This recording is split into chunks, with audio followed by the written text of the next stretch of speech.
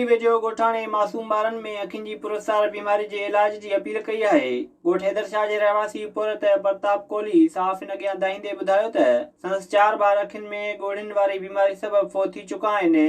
हुन चयो त संदसि 6 वरनि जे पोटे इंदरजीत खे पिणु साॻी बीमारी वकोड़े छॾियो आहे, जंहिं सबबि हू सख़्तु परेशान आहिनि। पुरत चयो त हू ग़रीब ऐं मिसकीन आहिनि, बीमारी जो इलाज कराइण जी सघ नथा रखनि, तंहिं करे सरकारी ख़र्च ते मासूम जो इलाज कराए हयाती बचाई वञे। मुझे ॿारनि खे अखियुनि जी तकलीफ़ आहे, उन में मुंहिंजा 3 नियाणियूं ऐं 2 पुट हैदराबाद खां वठी कराची ताईं आऊं बिल्कुलु पंहिंजी कोशिशि कईसीं, पर छोकिरा बची न सघिया। साईं हुननि जी ज़िंदगी बची, पहिरीं औलादनि जो कराची ताईं पहुतसि, हुन जूं ज़िंदगियूं कोन बचियूं।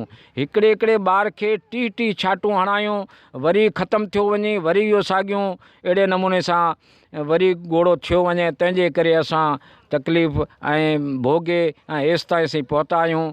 विज़िट कयो अवामी आवाज़ मीडिया ग्रुप जी वेबसाइट awamiawaz.pk।